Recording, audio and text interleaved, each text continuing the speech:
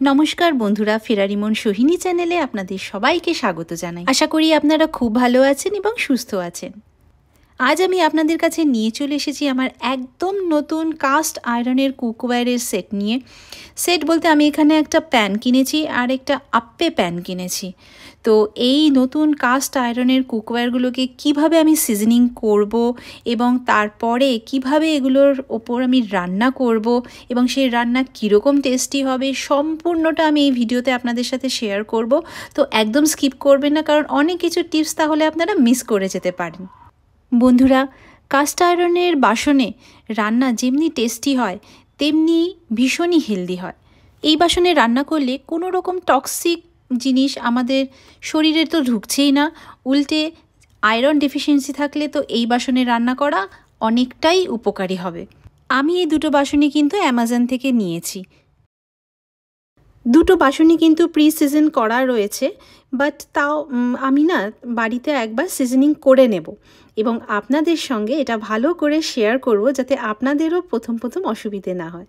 তো আমি ঝটপট এখানে জল গরম করে এরকম একটা নাইলনের স্ক্রাবার নিয়ে নিলাম। লোহার বা স্টিলের স্ক্রাবার বা স্কচ ব্রাইট যেগুলো থাকে ওগুলো কিন্তু একেবারেই ইউজ করা যাবে না। এই কাস্ট আয়রনের বাসনগুলোর সঙ্গে কিন্তু ইনস্ট্রাকশন দেওয়া রয়েছে যে কী করে এগুলো সিজনিং করতে হয়।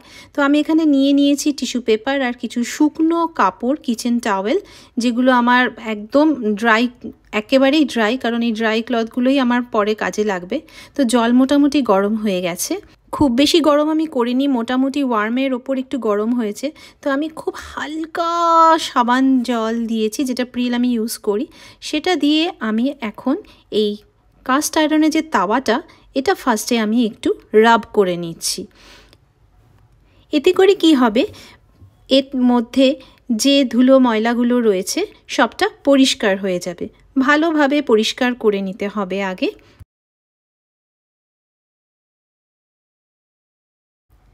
ব্যাস, এটা মাজা হয়ে গেছে। এবার আমি এর মধ্যে সেই গরম জলটা ঢেলে দিয়ে পরিষ্কার করে দেবো। গরম জল কি হয়, পুরো জাম ঠাম সবটাই নষ্ট করে দেয়, আর লোহার বাসন ধোয়ার জন্য তো খুবই কাজে লাগে। দেখুন সুন্দর পরিষ্কার হয়ে গেছে। এবার একটা শুকনো কিচেন টাওয়েল দিয়ে আমি এটাকে একদম সুন্দরভাবে মানে ড্রাই করে নেব। একটুকু জল যেন না থাকে, জল থাকলেই কিন্তু রাস্ট হয়ে যাবে। তো সেই দিকে আমাদের একটু জাস্ট খেয়াল রাখতে হবে। এটা আর কিছুই না, এটা প্রথমবার বলেই একটু কেয়ারফুলি আমি করছি, কারণ এই প্রথম দিন যে সিজনিংটা করা হবে একটু পরিশ্রম হলেও পরে কিন্তু এটা মেনটেন করা খুব ইজি। তো আমি এখানে সর্ষের তেল নিয়ে নিয়েছি, আপনারা যে কোনো তেল ইউজ করতে পারেন। তো সর্ষের তেল একটুখানি নিয়ে আমি এই প্যানটার মধ্যে চারিদিকে ভালো করে স্প্রেড করে দেব।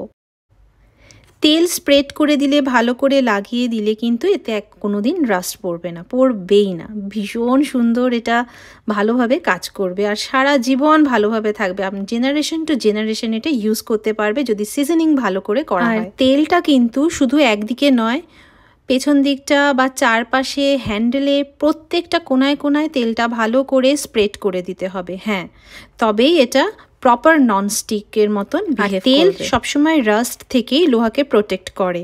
তো ওই জন্য যে কোনো কাস্ট আয়রনের জিনিস বা আয়রনের জিনিস তেল হালকা একটু তেল বুলিয়ে রাখলে কোনো দিন সেটা রাস্ট পড়ে না, সব সময় ভালো থাকে।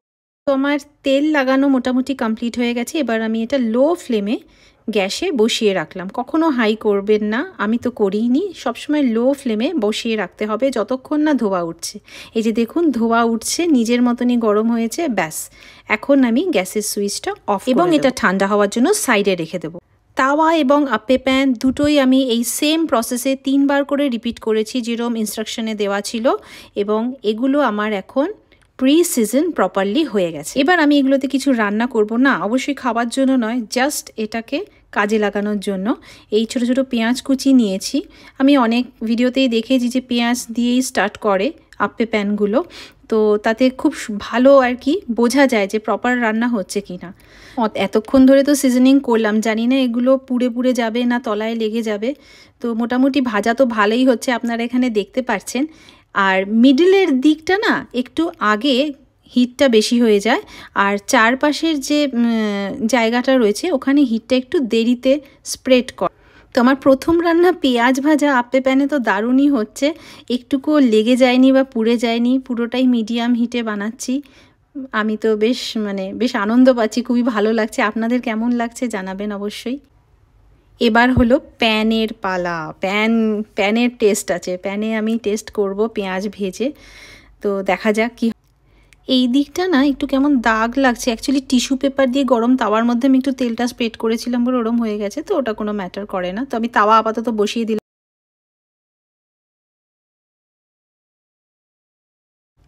ফ্লেম মিডিয়াম রেখে সর্ষের তেল দিয়ে দিয়েছি অল্প করে, আর দিয়ে দিলাম কিছু কুচনো পেঁয়াজ। তো পেঁয়াজগুলো এখানে ভাজা করার ইচ্ছে আছে, জানি না লেগে যাবে কি না, দেখা যাক। যদি সিজনিং ভালো হয়ে থাকে তাহলে একদমই লাগবে না। পেঁয়াজগুলো তো ভালোই ভাজা হলো, কিছুই তলায় লেগে যায়নি, খুবই সুন্দরভাবে ভাজা হলো। এখন আমার হঠাৎ ইচ্ছে হয়েছে একটা অমলেট বানানোর, খাওয়ার জন্য নয়, জাস্ট একটা এক্সপেরিমেন্ট, দেখি কেমন হয়। তো পেঁয়াজটা তুলেই আমি সঙ্গে সঙ্গে এখানে একটা ডিম দিয়ে দিলাম। ডিমটা কিন্তু দারুণ রান্না হলো, এক ফোঁটা লেগে যায়নি। দেখুন আপনারা এখানে কত সুন্দরভাবে উঠে যাচ্ছে এটা। তো আপনারা এখানে স্টিলের খুন্তিও ইউজ করতে পারেন, বা আমি এখানে জাস্ট একটা হাতের কাছে যা ছিল কাঠের স্প্যাচুলা নিয়ে নিয়েছি। এটা কিন্তু কমপ্লিটলি ননস্টিকের মতন বিহেভ করছে এখন। দেখুন ফার্স্ট দিনই এত সুন্দর বিহেভ, আমি খুব স্যাটিসফাইড এটা কিনে।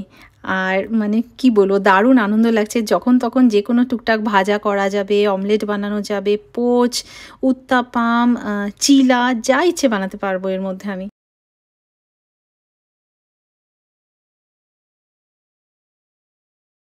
এদিকে আপে প্যানটা সাইডে করা আছে, এটা এতক্ষণে ঠান্ডা হয়ে গেছে। এগুলো সব ধুয়ে ভালো করে অয়েল লাগিয়ে আমি এখন রাতের বেলা রেখে দেব। নেক্সট ডে আমি আপনাদের সঙ্গে শেয়ার করব নতুন কিছু রান্না। বন্ধুরা, তো নেক্সট মর্নিং আমি এখানে ব্রোকলি ফ্রাই করছি। শ্যালো ফ্রাই করারই ইচ্ছে আছে, দেখা যাক কীরকম রান্নাটা আজকে হয়। বাট কালকে কিন্তু অমলেটটা দারুণ হয়েছিল, খাইনি বাট ওটা সুন্দরভাবে উঠে গেছিলো, লেগে যায়নি। দেখা যাক আজকে এই রান্নাটা আমি খাবো, আমরা দুপুরবেলা লাঞ্চে খাবো, সেই কারণে এটা আমি করছি। দেখা যাক কী। তো বন্ধুরা, আমার ব্রোকলি মোটামুটি রান্না হয়ে এসেছে, আর এত সুন্দর রান্না হয়েছে কিছু বলার নেই। আপনারা দেখতেই পাচ্ছেন, একটুকুও নিচে স্টিক করেনি, লেগে যায়নি, প্রপার কুক হয়েছে একদম। আমি কিন্তু খুব স্যাটিসফাইড। এদিকে বিকেলবেলা ছেলের ইচ্ছে হলো ও মশালা পাড্ডু খাবে, বা পানিয়ারাম যেটা বলা হয়। তো ওটা ব্যাঙ্গালোরে খুবই ফেমাস, পাড্ডু খেতে খুব ভালো লাগে। তো আমি এখানে দেখুন কি সুন্দর ফ্লিপ করলো। তো মশালা পাড্ডুগুলো কিন্তু খেতে খুবই ভালো হয়। আমি ফার্স্ট টাইম বাড়িতে এটা বানাচ্ছি, ছেলে খুব ভালোবাসে, আমি নিজেও খুব ভালোবাসি খেতে। যেহেতু কাস্ট আয়রনে বানানো, সেই জন্য এই পাড্ডুগুলো মারাত্মক ক্রিস্পি হয়েছিল খেতে। তো এই হলো আমাদের ইভিনিং স্ন্যাক, মশালা পাড্ডু বা পানিয়ারাম যে আপনারা বলেন, ভীষণ ভালো হয় খেতে। চাটনিটা আমার বাড়িতেই বানানো। তো আমি কিন্তু খুবই স্যাটিসফাইড আপে প্যান কিনে কাস্ট আয়রনের। তো রান্নাবাড়ি করার পরে আমি এই কাস্ট আয়রনের তাওয়াগুলোকে এইভাবে পরিষ্কার করে ধুয়ে, খুব বেশি খাটনির কিছুই নেই, তো এইভাবে পরিষ্কার, শুধু জলে চুবিয়ে রাখবেন না, এটাই আমার বলার আছে আপনাদের। এইভাবে ভালো করে ধুয়ে সোপ ওয়াটারে, খুব মাইল্ড সোপ নিতে হবে, একদম বেশি না, খুব হালকা সোপ। না থাকলে আপনারা যদি খাবার একদম তলায় তলায় লেগে যায়, না লাগার চান্সই বেশি, লেগে যায়, তাহলে আপনারা ওটা সল্ট দিয়ে একটু স্ক্রাব করে নিতে পারেন, সবটা উঠে যায়। একদম ননস্টিকের মতনই বিহেভ করছে এটা। তো কোনো চাপের কিছু নেই, খুব ইজি মেথড এটা রাখা, মেনটেন করা, ভীষণই ভালো হেলদি ওয়ে রান্না করার জন্য বা খাওয়ার জন্য। তো এইভাবে আমি মুছে ভালোভাবে এটা একটু হিট করে অয়েল লাগিয়ে রেখে দেব আমার কিচেন ক্যাবিনেটে। হিটটা এই জন্যই করা হয় যাতে একটুকুও যদি জল লেগে থাকে কোথাও, তাহলে ওটা একেবারেই ড্রাই হয়ে যাবে। মেনটেন করার জন্য কিন্তু কিছুই না, জাস্ট আপনাকে ড্রাই রাখতে হবে, আর একটু অয়েল চারিদিকে লাগিয়ে রেখে দেবেন, কিচ্ছু হবে না। আজকে আমি আপনাদের সাথে শেয়ার করলাম আমার নতুন কাস্ট আয়রনের বাসনের অভিজ্ঞতা। ভিডিওটা ভালো লাগলে চ্যানেলটা অবশ্যই সাবস্ক্রাইব করে নিন, আর লাইক, শেয়ার, কমেন্ট করতে ভুলবেন না। কোয়ারিজ থাকলে অবশ্যই কমেন্টে জানান। দেখা হচ্ছে পরের ব্লগে, ততক্ষণ আপনারা ভালো থাকবেন, সুস্থ থাকবেন এবং নিজেদের খেয়াল রাখবেন।